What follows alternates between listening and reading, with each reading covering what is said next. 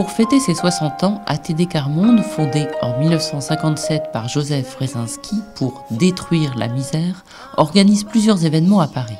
Un village des initiatives se tiendra le week-end prochain, place de la République. Oui, celle qui déclare que nous sommes tous égaux en droit. Égaux en droit. Tandis que les 13, 14 et 15 octobre, l'Auditorium Saint-Germain accueillera pour 3 représentations exceptionnelles la troupe de la pièce Un peuple les yeux ouverts, une fresque historique interprétée par des militants d'ATD Quart Monde et des acteurs professionnels. À quelques jours de leur confrontation avec le public, les comédiens et le metteur en scène mettent les bouchées doubles pour être fin prêts. Nous avons pu le constater au cours de l'une des ultimes répétitions. L'infanterie a fait feu. On a pu dénombrer près de 300 morts et autant de blessés. Être sur scène, c'est une sorte d'évasion, quoi. Voilà. Ça veut dire, une fois qu'on est sur scène, une fois qu'on est sorti de son contexte habituel, on oublie, il faut vraiment se concentrer sur ce qu'on fait, sur ce qu'on doit faire et surtout sur ce qu'on doit dire, à ne pas bafouiller, puis à ne pas surtout les lapsus. Alors mon rôle est de jouer 3 rôles dans la pièce de théâtre. Une femme qui se révolte contre la misère à l'époque de la Révolution. Après, nous faisons une université populaire et nous allons citer la fameuse phrase de la Dalle, là où les hommes sont condamnés à vivre dans la misère. Les droits de l'homme sont violés. S'unir pour les faire respecter est un devoir sacré. Le sujet était la lutte contre l'exclusion, donc c'est un peu plus vaste, mais à partir notamment de Dufourny, qui est un révolutionnaire bien oublié aujourd'hui, mais qui était à l'origine du titre de 4e ordre, qui a marqué justement l'appellation des pauvres qui étaient oubliés pendant la Révolution française, et dont Joseph Wrezinski s'est inspiré dans l'appellation que lui a donnée à son mouvement de Quart Monde, à partir du 4e ordre. Donc là, on s'est dit, il y a un lien à faire, et peut-être théâtral, puisque c'était ce pourquoi on me demandait de monter un spectacle. Donc comment relier ces personnages, comment relier la Révolution et maintenant. Voilà, ce fut donc à partir de là une grande aventure, aussi d'écriture. Le début, c'est la face du père Wrezinski. Alors on voit toute son face avec sa mère, tous les problèmes qu'il a eus.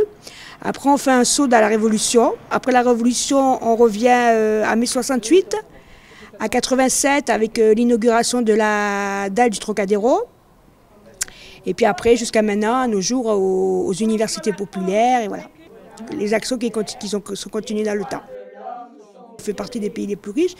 C'est inadmissible que ça existe encore, qu'il y ait des gens qui soient dans la misère, qu'ils n'arrivent pas à finir le mois, certains vivent à la rue. C'est inadmissible à notre époque. Et même, voilà, ça ne redit jamais. Et quand on a joué la pièce, on se dit, bon ben, finalement on est en 2017, mais il y a certaines choses qui n'ont pas forcément changé. Le théâtre a été une expérience très jolie, avec toutes les dames qui sont avec moi autour, et c'est une très bonne chose, c'est très bon pour la mémoire, je trouve. Parce que bon, moi, depuis que je suis maman et que je vis seule, j'ai pas fait d'école, j'ai rien fait. Alors, on se cantonne aux choses de la vie difficiles, et le fait de mémoriser des belles phrases, des belles choses justement sur l'histoire, nous permet d'oublier nos petits soucis. On met des choses de côté justement. Qu'est-ce que cette expérience vous a apporté dans votre parcours professionnel ? Pas que professionnel, humain aussi. Bon, professionnel déjà parce qu'effectivement j'avais encore jamais fait travailler 50 personnes de régions différentes, parce qu'il y a l'Île-de-France, le Val d'Oise, mais également la région de Saint-Étienne, la région de Franche-Comté. Ce qui fait que j'ai passé mon temps à circuler d'une région à l'autre pour aller faire répéter les groupes, et après qu'on réunissait parfois tous ensemble dans des grands moments de répétition dans les lieux d'ATD Quart Monde. Donc en fait ça a été une grande circulation à tous les sens du terme. Je parle de circulation de texte quelque part, maintenant une circulation spatiale, géographique. Ensuite, humainement, c'est pour moi peut-être plus important encore, parce que il y a une richesse humaine extraordinaire à ATD Quart Monde. On peut vraiment parler d'un humanisme ici à tous égards. Donc on apprend bien entendu auprès des militants, auprès de ces gens qui ont la précarité, qui se battent pour en sortir, qui se battent pour être aussi dans une approche de la culture comme tout un chacun. Et donc on a une envie énorme de leur donner, parce qu'ils sont demandeurs, et que c'est plus demandeur, hein, c'est au sens vraiment de quelque chose qui même devient existentiel. Donc du coup ça nous porte forcément. Et en plus il y a toujours une ambiance extraordinaire, voilà, sans doute que tout ça y participe.